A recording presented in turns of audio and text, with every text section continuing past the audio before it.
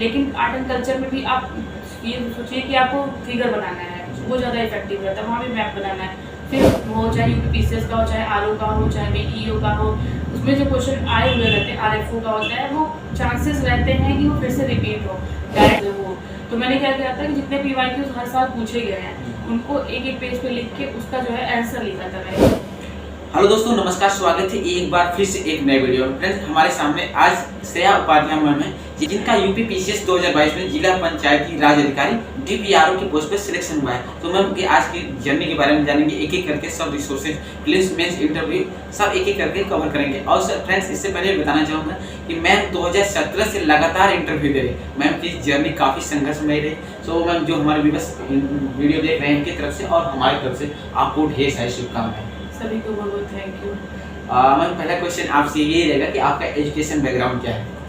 कि मैंने अपनी स्कूलिंग सरस्वती शिशु मंदिर से की थी। इसके बाद मैंने अपनी बीएससी रमाबाई राजकीय महिला महाविद्यालय से की थी। मैंने बीएससी किया मैथ्स और फिजिक्स में, और मेरा 2016 में मेरा ग्रेजुएशन कंप्लीट हुआ। उसके बाद मैं प्रयागराज में रह के तैयारी कर रही थी, और मेरा ऑप्शनल ज्योग्राफी और मेरा मीडियम हिंदी है। जी मैम, आपका कब से मतलब तैयारी कर रही थी? लगातार बता रहे हैं 2016 से, और कितने कितने टाइम फ्री, कितने मेंस, कितने इंटरव्यू? देखिए, 2016 में मेरा ग्रेजुएशन कंप्लीट हुआ। 2017 में मैंने अपना पहला अटेम्प्ट दिया था, तो मैंने उसमें प्री मेंस इंटरव्यू तीनों फेस किया था मेरा, लेकिन क्लियर नहीं हुआ था। फिर 2018 और 2019 का मैंने मेंस लिखा था, मेरा मेंस क्लियर नहीं हुआ। फिर 2020 और 21 का मैंने इंटरव्यू दिया था, तो फिर फाइनली उसमें भी नहीं हुआ। और 2022 में मैंने इंटरव्यू दिया और मेरा डीपीआरओ के पद पर चयन। जी मैम, इस प्रिपरेशन के लिए आपने कोई सेल्फ स्टडी ली थी या फिर कोई कोचिंग आपने ज्वाइन किया था? कि मैंने वैसे फुल बैच के लिए कोई कोचिंग नहीं ली थी, लेकिन मैंने जब इलाहाबाद आई थी शुरुआती दौर में, तो मैंने ज्योग्राफी जीएस के लिए मनोज मिश्रा सर हैं उनकी क्लासेस ली थी। इसके बाद मैंने हिस्ट्री के लिए अख्तर मलिक सर से क्लासेस ली थी, और उसके बाद से मैंने अपने अटेम्प्ट देने शुरू कर दिए थे। तो मेरा प्रीलिम्स हो गया था, और मेंस के लिए फिर मैंने टेस्ट सीरीज ज्वाइन की थी। तो 17, 18, 19 और के लिए मैंने कोई टेस्ट सीरीज नहीं ज्वाइन की थी, लेकिन 20 में और 21, 22 में मैंने फुल लेंथ की टेस्ट सीरीज जीएस वर्ड से ज्वाइन की थी। और इसके लिए साथ में जो हिंदी और एसए का जो मतलब चीज़ें थी, वो मैंने डॉक्टर सीएल त्रिपाठी सर के गाइडेंस लिया था, और उनका एक प्रज्ञा प्रवाह चैनल है, तो उस पर वो पढ़ाते भी हैं, तो उन्होंने मुझे गाइड किया था। और जो मेन है कि आंसर राइटिंग मेंस के लिए बहुत ज़रूरी है, इसके लिए मैंने यूपीएससी हिंदी के जो सृजन बैच चलता है उससे मैं जुड़ी थी, तो इससे भी मैं बहुत बेनिफिट मेरा हुआ आंसर राइटिंग। जी मैम, आपकी जर्नी काफ़ी संघर्ष में रही। 2016 से तैयारी करते करते और 2017 से लगातार कई मल्टीपल आपने इंटरव्यू दिया, और आप एफर्ट करते रहे। और थोड़ा सा इसके बारे में बताइए कि आपको क्या क्या चैलेंजेस फेस करने को मिले, क्या क्या कठिनाइयाँ आपके मतलब लाइफ में आई? देखिए, ऐसे क्या होता है कि हमें हर दूसरे दिन लगता है कि नहीं होगा, क्योंकि एक बार अगर प्रीलिम्स फेल होता है तो आपको नेक्स्ट ईयर का वेट करना पड़ता है, और मेंस फेल होता है तो भी फिर आपके पास मतलब नेक्स्ट ईयर का ही वेट करना पड़ेगा। लेकिन इंटरव्यू के बाद क्या होता है कि हमें कॉन्फिडेंस आता है कि हाँ, मेरे चांसेस हैं सिलेक्शन होने के। लेकिन फिर आपको इंटरव्यू फेल करो और फिर से प्रीलिम्स के लिए पढ़ो, खासकर फिर आप घटना चक्र और वही जनगणना, वही करंट अफेयर्स पढ़ो, तो एक बोरिंग लगता है कि फिर मतलब इतना होने के बावजूद फिर मुझे यही पढ़ना पड़ रहा है। तो मुझे लगता है कि सारे स्टूडेंट ये फेस करते हैं जो पहले क्लियर नहीं कर पाते हैं। लेकिन ये है कि मतलब अगर आप पेशेंस बनाए रखें, अपने आप को मोटिवेट रखें, और सेल्फ मोटिवेशन, क्योंकि यूट्यूब पे शॉर्ट्स और ये सब देखने से तो मोटिवेशन कुछ सेकंड का होता है, तो सेल्फ मोटिवेशन बहुत ज़रूरी है। और एक फैमिली सपोर्ट होना चाहिए, और एक तरीके से अगर आपके पास फैमिली सपोर्ट है तो मुझे नहीं लगता कि कोई भी दिक्कत होगी, क्योंकि अगर फैमिली आपके साथ है तो जो किसी भी प्रकार का जो चैलेंज है, चाहे वो मतलब सोसाइटी वाला हो, चाहे इकोनॉमिक, कोई भी चैलेंज नहीं मतलब आगे आ सकता है। तो इस तरीके से आप तैयारी करिए, और मुझे लगता है कि आपको सिलेक्शन आराम से हो सकता है। जी मैम, थोड़ा सा जानेंगे अब अगले मंथ में जो है कि यूपीपीसीएस प्रीलिम्स का एग्जाम, आई होप कि इस बार भी आप फॉर्म भरे होंगे एसटीएम के लिए। हाँ जी सर, मैं अभी तो मेरा एक पोस्ट के लिए एसडीएम के लिए मैं फिर से एग्जाम। सो मैम, आपकी भी तैयारी चली रही है, लेकिन इस अंतिम दिनों में आपने कई इंटरव्यू दिए, कई फिल्म्स दिए, तो अंतिम दिनों में कैसे तैयारी को मतलब बेहतरीन बनाया जाए, और किस टॉपिक को ज़्यादा फोकस किया जाए, और कैसे मतलब प्रीलिम्स को क्वालिफाई के लिए आपकी स्ट्रेटजी क्या रहती है? देखिए, अगर कोई नया स्टूडेंट है तो प्रीलिम्स के 3 से 4 महीने पहले से वो प्रीलिम्स ओरिएंटेड पढ़ाई कर दे, क्योंकि उसका फर्स्ट अटेम्प्ट है। लेकिन अगर कोई प्रीलिम्स बार-बार क्लियर कर रहा है तो 1-2 महीना ही काफ़ी है। तो खासकर जो नए स्टूडेंट है, मैं उनकी बात करूँगी, तो आप ज़्यादा से ज़्यादा टेस्ट पेपर सॉल्व करें, और टेस्ट पेपर में 150 क्वेश्चन अटेम्प्ट करने की पूरी कोशिश करें। आप अपना एक्यूरेसी पता करें कि आप कितना अटेम्प्ट करें, कितना जो है आपके सही होते हैं, कितना गलत होते हैं। साथ ही साथ जो एक यूपीपीसीएस में घटना चक्र की बुक आती है, लास्ट टाइम पे आप घटना चक्र में जो मेन टॉपिक है जैसे पॉलिटी है और मॉडर्न हिस्ट्री है, साइंस है, जियोग्राफी है और इन्वायरमेंट है, आप इन पे ज़्यादा फोकस करें, क्योंकि इससे जो क्वेश्चन आते हैं अगर आपको आ रहा है तो गलत होने के चांसेस नहीं रहते। साथ ही साथ आप करंट अफेयर्स पे ज़्यादा फोकस करिए, क्योंकि 20 से 25 क्वेश्चन आपको करंट अफेयर्स के मिल जाने हैं। इसके लिए आप घटना सर की एक बुक आती है और एक IGST की बुक आती है, वो फॉलो करिए। बुक पढ़ने से हमें अगर बोरिंग वाली फीलिंग आती है तो हम किसी के यूट्यूब चैनल पे ये चीज़ देख सकते हैं। जैसे UPSC हिंदी कराती है करंट अफेयर्स की, तो आप वो देख लीजिए। इसके साथ जो स्टडी वाली रामायण वीडियो कराते हैं, आप वो देख लीजिए। तो ये चीज़ें हैं, और ज़्यादा से ज़्यादा आप MCQ सॉल्व करिए और PYQ जितना करेंगे उतना अच्छा रहेगा, क्योंकि जो लोक सेवा आयोग का पेपर होता है वो चाहे यूपीपीसीएस का हो, चाहे RO का हो, चाहे BEO का हो, उसमें जो क्वेश्चन आए हुए रहते हैं RFO का होता है, वो चांसेस रहते हैं कि वो फिर से रिपीट हो। डायरेक्ट नहीं पूछ सकते, लेकिन इनडायरेक्टली वो ऑप्शंस में भी या फिर ऐसे मतलब अलग क्वेश्चन टाइप में वो आ जाते हैं। तो आप उस पर अपना कमांड बनाना बहुत ज़रूरी है। लास्ट टाइम पे सबसे ज़्यादा रिवीजन पे आप फोकस करिए। मैम आपका मीडियम हिंदी रहा है, तो हिंदी मीडियम के छात्रों के लिए बहुत ज़्यादा प्रॉब्लम था CSET को लेकर। तो CSET की तैयारी आप कैसे करनी थी और CSET में मतलब कैसे क्वालिफाइंग है, किन चीज़ों को ज़्यादा फोकस करके और क्वालिफाइंग कर सकते हैं? CSAT के लिए मैंने अलग से कोई स्टडी नहीं की थी, क्योंकि CSAT थोड़ा सा मेरा मैथ्स और रीजनिंग का ही पोर्सन अच्छा था। लेकिन मैं अभी यही कहूँगी कि जो CSAT अब आ रहा है पेपर, वो थोड़ा टफ आ रहा है, क्योंकि बहुत से बच्चे वहाँ पे 110 कर लेते हैं GS में, लेकिन CSAT में फेल हो जाते हैं। तो इसके लिए बहुत ज़रूरी है कि आप उस पर भी फोकस करिए। आपका जो वीक पॉइंट है आप उसको अच्छे से करिए, और इसके लिए आप क्या कर सकते हैं कि जो PYQs हैं, चाहे 5 साल 10 साल आपके पास जिस समय है, आप उनको एक बार सॉल्व कर लीजिए। हिंदी हो गया, इंग्लिश हो गया, और उनसे जो टफ होता है वो संप्रेषण वाला पोर्शन होता है, क्योंकि वो हम कभी पढ़े नहीं होते। तो इसके लिए आप जो है जो PYQ है उन्हें देख लीजिए।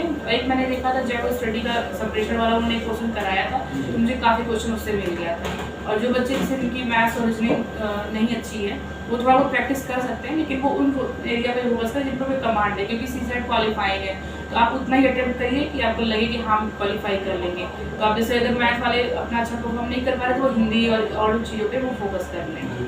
सो मैं अब इसके बाद प्रीलिम्स के बाद मेंस का एग्जाम होता है, तो मेंस के लिए कैसे स्ट्रेटजी बनाई थी अपने आप को, और थोड़ा सा इसके बाद मेंस के लिए क्या क्या रिसोर्सेज और बुक लिस्ट फॉलो किए थे, तो एक करके सब बताइए जो आपने प्रेफर किया था, GS1 GS2 सब बताइए। जी सर, देखिए सबसे पहले क्या होता है कि मेंस का जो सिलेबस है वो आपके पास पूरा होना चाहिए। और हमारे यहाँ यूपीपीसीएस पे इतना अच्छा मतलब सिलेबस डिस्क्राइब कर रखा है, तो आप टॉपिक वाइज अपना शॉर्ट नोट्स बनाइए। शॉर्ट नोट्स के लिए आप जो एक मतलब जो रेफरेंस बुक सब बताते हैं, जैसे स्पेक्ट्रम हो गया, लक्ष्मीकांत हो गया, और खासकर जो मैं तरीके से मैगजीन फॉलो करती हूँ वो विजन की करती थी। तो विजन का कंटेंट बहुत अच्छा है, तो आप वहाँ से society, internal security, disaster management, environment और साइंस टेक आप वहाँ से कर लीजिए। आप जो सिलेबस में लिखा है उसको अच्छे से पॉइंट पे शॉर्ट नोट्स बनाइए, और ताकि रिवीजन में आसानी है। और सबसे बड़ी बात है कि आप आंसर राइटिंग के बारे में सोचिए कि आप उसमें क्या क्या चीज़ें ऐड कर सकते हैं, कि इससे और अच्छा आंसर कैसे हो सकता है, क्या फ्लो चार्ट ऐड करना है, क्या डायग्राम ऐड करना है। और इसके लिए जैसे मैंने बताया कि सृजन के लिए मैंने आंसर राइटिंग ज्वाइन किया था, तो इससे मुझे बहुत बेनिफिट मिला, क्योंकि जब क्वेश्चन मेरे सामने आता था तो मैं बस मेरे दिमाग में ये चीज़ें आती थी कि मुझे इसमें मैप बनाना है, मुझे इसमें ये वाला फ्लो चार्ट बनाना है, ये डायग्राम बनाना है, वो चीज़ें हैं। तो ये आंसर राइटिंग की बात हो गई, और ये आपका हो गया नोट्स बनाने का। फिर अगर आप फर्स्ट पेपर की बात करिए तो ज्योग्राफी, सोसाइटी और हिस्ट्री आता है। तो जैसे अगर आप फोकस करेंगे तो मॉडर्न में ये कहूँगी वर्ल्ड हिस्ट्री पे आप फोकस बिल्कुल भी मत करिए, क्योंकि एक क्वेश्चन के लिए आपको पूरा वर्ल्ड हिस्ट्री पढ़ना पड़ेगा। उससे अच्छा है कि आपको जहाँ चांसेस है आप सोसाइटी अच्छा करिए, क्योंकि सोसाइटी का सिलेबस बहुत छोटा है, उसको करंट से अपडेट करिए। जैसे विजन की जो मैगजीन आती है उसमें सोसाइटी का जो पोर्शन होता है उसमें कई सारे रिपोर्ट्स, कई सारे डेटा रहते हैं, आप उनको ऐड करिए, उससे आंसर बहुत ज़्यादा अच्छा दिखता है। सो मैं थोड़ा सा बुक लिस्ट की बात करें, जो हिस्ट्री और पॉलिटी, इकोनॉमिक्स, इसे आप क्या क्या क्या रिसोर्सेज फॉलो करें? मार्केट में बहुत सारी चीज़ें, लेकिन आपने जो पढ़ा उसके बताइए। देखिए सबसे पहले मैंने हिस्ट्री का कहा, तो हिस्ट्री में जो आर्ट एंड कल्चर का पोर्शन होता है वो लिमिटेड होता है। तो इसके लिए आप कहीं से भी, चाहे विजन का बहुत अच्छा मैटर हो, आप उसको अपने नोट्स में लिख सकते हैं। लेकिन आर्ट एंड कल्चर में भी आप ये सोचिए कि आपको फिगर बनाना है, वो ज़्यादा इफेक्टिव रहता है, वहाँ भी मैप बनाना है। फिर आपसे आती है मॉडर्न हिस्ट्री। मॉडर्न हिस्ट्री के लिए स्पेक्ट्रम इनफ है, आप वहाँ से कर सकते हैं। वर्ड हिस्ट्री के लिए मैंने सच बताऊँ तो मैंने इतना पढ़ाई की नहीं थी, क्योंकि उससे एक क्वेश्चन आने रहते थे और मुझे वर्ड हिस्ट्री सबसे टफ लगता था। फिर उसके बाद सोसाइटी का भी आप विजन का अच्छा कंटेंट आपके पास है, विजन कर लीजिए। सेकंड पेपर जीएस की बात करें तो पॉलिटी, गवर्नेंस, IR होता है। पॉलिटी आपका लक्ष्मीकांत से पूरा हो जाता है। IR के लिए आप विजन कर सकते हैं और गवर्नेंस के लिए भी आप विजन फॉलो कर सकते हैं। अगर आपके पास टाइम है तो आप दृष्टि की एक सेकंड आरसी की बुक आती है, अगर आपके पास टाइम हो तो आप थोड़ा देख सकते हैं, क्योंकि गवर्नेंस में क्या होता है कि हर आंसर में आप अगर इसकी रिपोर्ट का मेंशन करते हैं वो ज़्यादा इफेक्टिव होता है। फिर इसी प्रकार थर्ड पेपर में हम बात करें तो डिजास्टर मैनेजमेंट हो गया, एनवायरनमेंट हो गया, साइंस टेक हो गया, और इसके लिए मैंने विजन का ही कंटेंट फॉलो किया था। और रही बात इकोनॉमिक्स की, तो इकोनॉमिक्स के लिए मैंने जो दृष्टि की बुक आती है मेंस के पर्पज से, उससे मैंने शॉर्ट नोट्स अपने बनाए थे और उसमें करंट की चीज़ें अपडेट की थी, जैसे बजट, इकोनॉमिक्स से लेटेस्ट जो चीज़ें थी वो अपडेट की थी। क्योंकि मैं 3 साल से मेरा यही था कि मेरा थर्ड पेपर में नंबर कम आते थे, तो उसका रीज़न मुझे लगता है यही था कि करंट से अपडेट ना होना, वो मैंने बेसिक चीज़ें लिखी थी, इसलिए मेरे कम नंबर आते थे।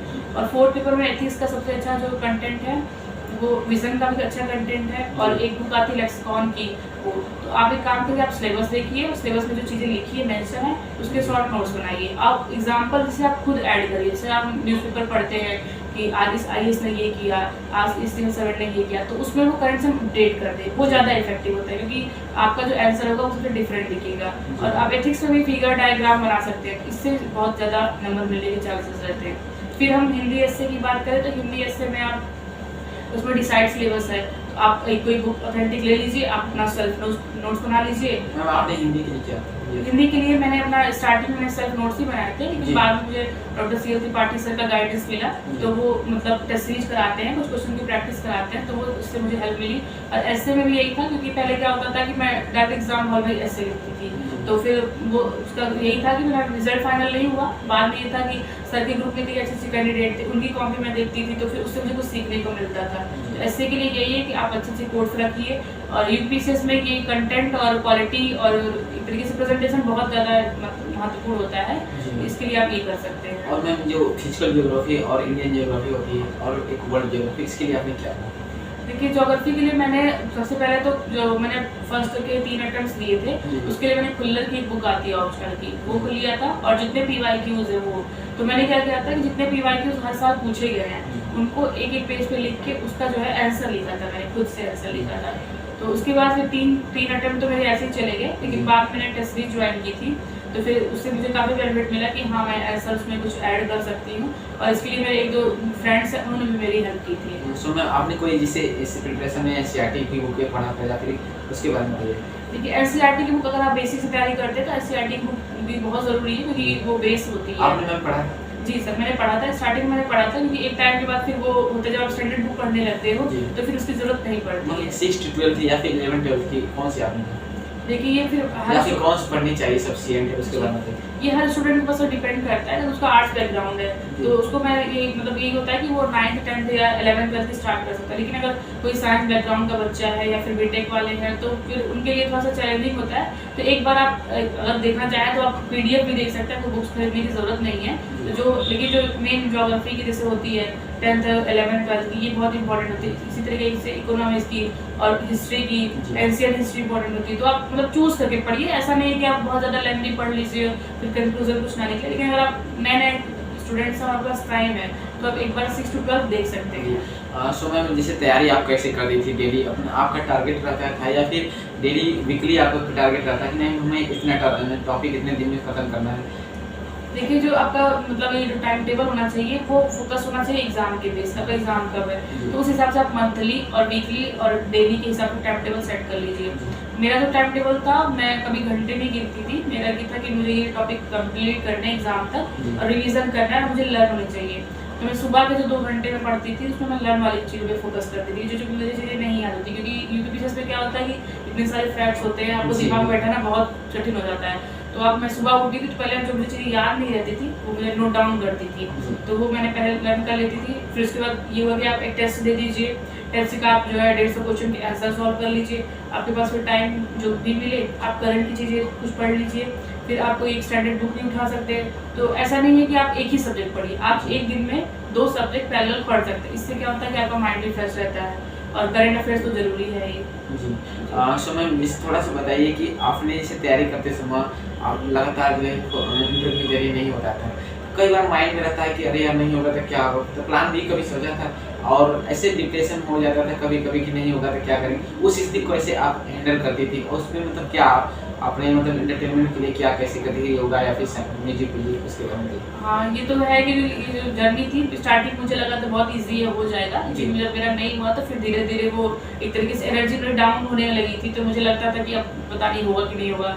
तो प्लान में तो मैंने कभी नहीं सोचा था, लेकिन एक फैमिली का वो रहता है तो मैंने बीएड कर रखा था। फिर ये था कि घर वालों का था कि चलो इसमें नहीं होगा तो टीचर वाला तो हो ही जाना है जब भी वैकेंसी आएगी, तो एक ये था। लेकिन मुझे शुरू से कभी टीचर बनने का शौक नहीं था, तो फिर इस तरीके से प्लान बी के बारे में आप सोच सकते हैं, लेकिन आप पहले अपना जो 3-4 अटेम्प्ट है वो अच्छे से दीजिए, क्योंकि बहुत से अच्छे बच्चे हैं जो पहले अटेम्प्ट नहीं क्रैक करते, अगर उनके पास सही गाइडेंस हो तो वो अच्छे से क्रैक करते। क्योंकि हम मतलब मुझे लगता है कि जो 4-5 साल पहले की चीज़ें थी, हम लोग पास गाइडेंस की थोड़ी सी कमी थी, मतलब इतना यूट्यूब और ये सब चीज़ें उस समय इतना प्रचलित नहीं थी। तो ये अगर आपके पास प्रॉपर गाइडेंस है और अच्छी आपका ग्रुप है और फिर आपके पास अच्छे नोट्स हैं, तो आप आसानी से 2 साल में आप 1 साल प्रिपरेशन को दीजिए और अगले साल आप एग्जाम में बैठिए और आसानी से आप क्रैक कर सकते हैं। इसके अलावा भी मैम जैसे इनडायरेक्टली चीज़ें जो हम नहीं पूछ पा रहे हैं आपसे, जो आपकी डेली रूटीन में करती थी, जैसे नॉवेल पढ़ना या फिर आपको जो हॉबी रहती थी, जो आपको मतलब एक जैसे डायरी राइटिंग शाम को जो आप करती थी?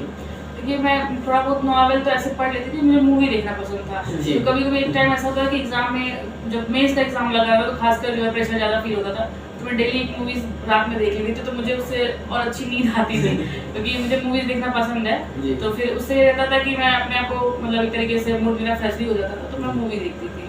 सो मैम एक लास्ट क्वेश्चन है कि आप जो स्टूडेंट तैयारी कर रहे हैं उनको अपनी तरफ से क्या सजेशन रहेगा, जो आपसे फाइनल इतने दिन से तैयारी कर रहे हैं उनकी क्या कमियां हैं, किससे सिलेक्शन नहीं हो पा रहा, आपको कहाँ लगता था कि हमें यहाँ बेस्ट कर सकते थे, जो एक न्यू स्टूडेंट को नहीं करनी चाहिए? देखिए, जो मैंने तैयारी शुरू की थी वो मेरे फैक्चुअल बेस्ड हो गई, क्योंकि मैंने घटना से स्टार्टिंग में पढ़ा और मैंने प्रीलिम्स क्लियर किया। फिर तब मैं जब मेरा मेंस प्रीलिम्स क्लियर हुआ तब मैंने मेंस के बारे में सोचा कि ऑप्शनल कौन सा रखें। तो इन सबसे अच्छा है कि आप जो पहले डिसाइड कर लीजिए आपको क्या करना है, ऑप्शनल कौन सा रखना है, आपका मीडियम, आपके पास कंटेंट कौन से, ये सब चीज़ें बहुत ज़रूरी हैं। तो इसके लिए आप मतलब यही होता है ना कि आपके पास गाइडेंस अच्छी होनी चाहिए, तो ये करिए। और जो मेरे जो सिलेक्शन की कमी थी वो एक तरीके से मेंस में कम मार्क्स रह जा रहे थे, क्योंकि इंटरव्यू में मुझे अच्छे मार्क्स मिलते थे। तो ज़्यादा से ज़्यादा फोकस करिए आप लिखने की प्रैक्टिस करिए, क्योंकि एग्जाम जो मेंस का होता है वो 4 दिन का अलग ही संघर्ष रहता है, क्योंकि आप 6 घंटे लगातार लिखो, फिर अगले दिन 6 घंटे लिखो, और खासकर इतने वैरायटी ऑफ क्वेश्चंस रहते हैं कि आपका माइंड उस समय काम करना बंद कर देता है। तो इसके लिए बहुत ज़रूरी है कि आपको पहले से प्रैक्टिस करो। तो मेरा तो इतना ज़्यादा टेस्ट सीरीज और चीज़ें हो गया था कि मैं इस बार का जो एग्ज़ाम था वो एक तरीके से टेस्ट सीरीज की तरह मैंने लिखा था, क्योंकि उस टाइम 21 का मैंने इंटरव्यू दिया था, तो मुझे लगा था ज़्यादा होता है कि 21 की मेरा सिलेक्शन हो जाएगा।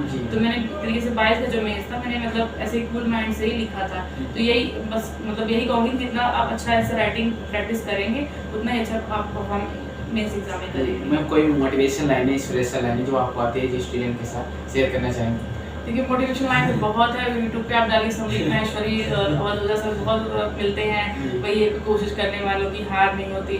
तो सब चीज़ें होती हैं, लेकिन हाँ एक सेल्फ मोटिवेशन बहुत ज़रूरी है। सेल्फ मोटिवेशन में आप बस वही सोचिए कि मेरा टारगेट क्या है, मुझे लाइफ में क्या करना है, ये बहुत ज़रूरी होता है। ये सो मैम अपना कीमती समय देने के लिए हमें और हमारे जो व्यूअर्स देख रहे हैं वीडियो, अपना कीमती समय देने के लिए एक बार फिर से आपको बहुत बहुत धन्यवाद है। Thank you sir, thank you so much. So friends, इस इंटरव्यू में प्रीलिम्स से लेकर इंटरव्यू मेंस एक एक करके सब एक एक कवर किया गया। कोई भी क्वेरी कमेंट सेक्शन में जरूर बताइएगा और कोई सजेशन या फिर क्वेश्चन, जिससे आने वाले अगले वीडियो में हम क्वेश्चन पूछेंगे। चलिए मिलते हैं किसी नए वीडियो के साथ, तब तक के लिए जय भारत।